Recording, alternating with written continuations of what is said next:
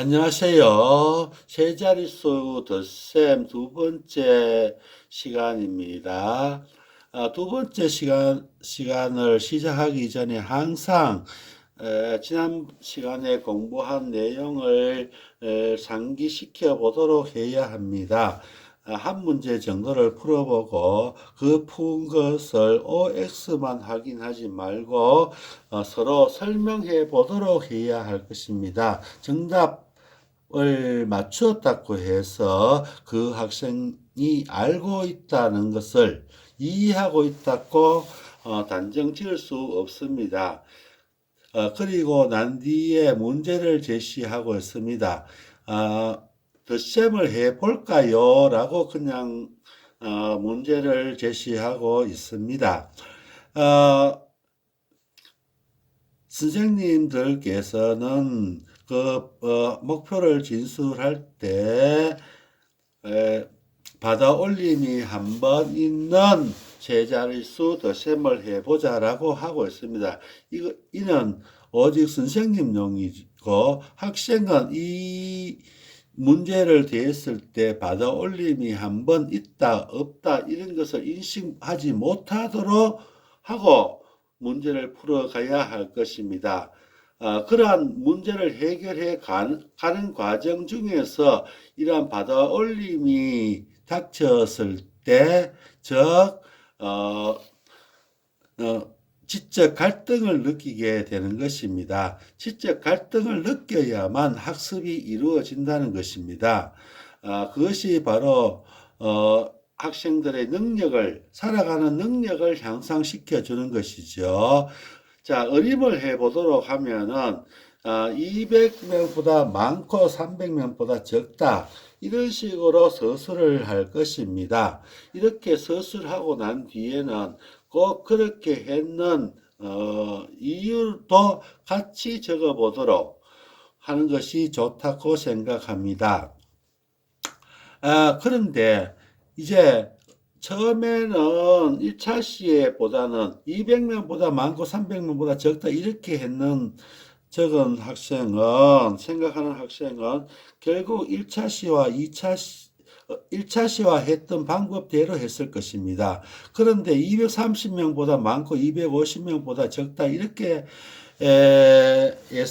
어림했는 학생들은 그 시야가 넓어졌다고 볼 수 있겠죠. 처음에는 100자리만 보고 했다가 이런 학생은 10의 자리까지 시야를 확장했다고 볼 수 있겠죠.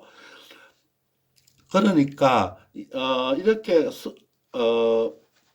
학습을 해가면서 결국은 시야를 확장해 가는 것이죠. 전문가는 더 잘 볼 수 있다는 것이죠. 그래서 그렇다고 해서 이런 학생들을 잘못했다고 나무랄 필요는 없다고 생각합니다. 그렇게 하고 난 뒤에 이제는 계산 방법을 알아보는데 실제로 수 모형을 가지고 조작해 보도록 해야 합니다. 이러한 수 모형은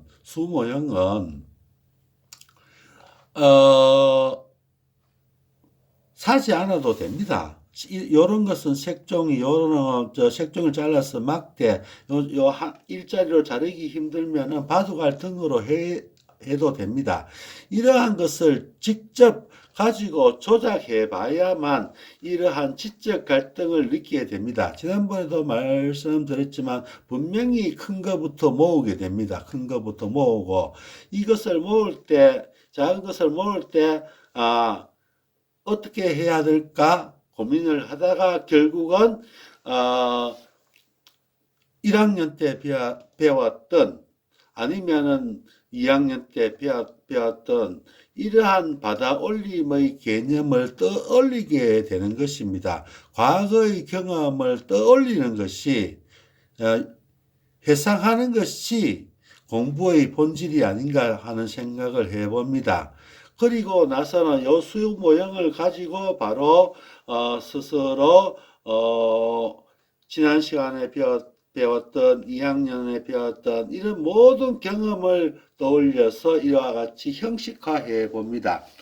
스스로 형식화해 보는데 다양한 방법으로 할 수가 있습니다.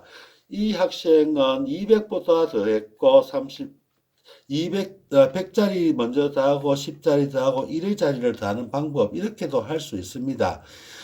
지난 시간에 공부했는 것을 가서 230, 8 더하기 4는 어떻게 할까? 이렇게 12로 이렇게 써도 관계없는 것 아니겠습니까? 그 다음에 일자리부터 해왔던 학생은 이렇게 12를 하고, 12를 하고 230 이렇게 할 수도 있는 것입니다. 다양한 방법으로, 형식화하도록 허용해 줘야 할 것입니다.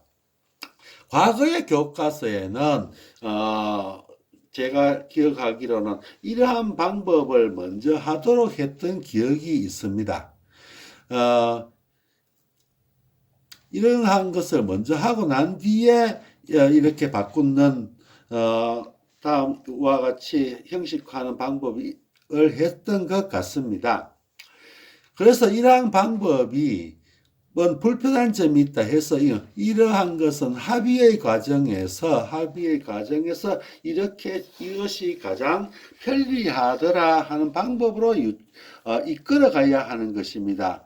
살아간다는 것은 불편한 방법을 자꾸 개선시켜 가는 것이 살아가는 방법이 아니겠습니까?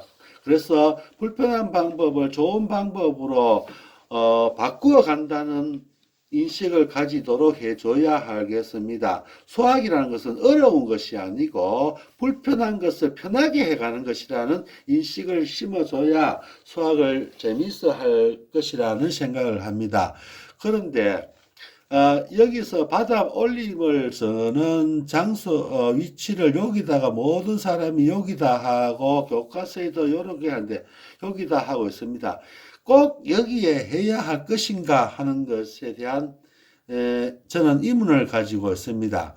제가 어렸을 때 아버님께서 가르칠 때는 일자리 여기다가 조그맣게 1이라고 써라고 가르쳤습니다. 오히려 여기다가 쓰는 것이 더 에너지 소비가 적지 않을까 하는 생각이 듭니다. 1 쓰고 이렇게 2 쓰는 보다도 여기에 1 쓰고 2 쓰는 것이 더 받아 올림을 잊어버리지 않고 하는 방법이 아닐까 하는 생각도 해봅니다. 혹은 여기다가 1을 쓰고 이렇게 할 수도 있지 않을까 하는 생각을 해봅니다. 그러면 1 써놨고 위에 거 더해서 바로 1 쓰는 덮어서 4까지 쓸 수 있습니다. 올리면 1뿐이니까 여기서 1, 2 해도 얼마든지 가능할 것이라고 생각합니다. 이렇게 계산을 해보고 자기가 했는 어림값과 이렇게 비교해 보면은 나는 받아 올림을 생각하지 못했구나 하는 반성을 할 수 있는 친구도 생길 거라고 생각합니다. 그리고 이제 이러한 방법은 항상 말로서 설명해 보는 기회를 가지도록 해야 합니다. 그 말이 서툴거나 서술이 서툴더라도 항상 지식이라는 것은 이렇게 계산한 것만 끝이 아니고 말로서 글로서 서술해보는 그런 습관을 가져야 한다고 생각합니다. 그리고 연습 문제를 풀게 되겠습니다. 자, 이런 경우도 있겠죠. 이런 경우는 바닥 올림이 위에 써야 되겠지만 여기다 써도 되지만 이런 경우는 바로 바닥 올림도 전혀 필요 없죠. 바로 13 써도 관계없는 것입니다. 이런 것은 세로셈으로 바꿔보라고 했는 뜻인 것 같습니다. 이 역시 저는 교과서에다가 하지 말고 공책을 사용하도록 하는 것이 좋다고 생각합니다. 이것을 보고 공책에 옮기는 것도 하나의 기능이라고 생각합니다. 그러한 기능도 심어주고 또 하나 복습을 할 때 이러한 것을 활용하기 위해서입니다.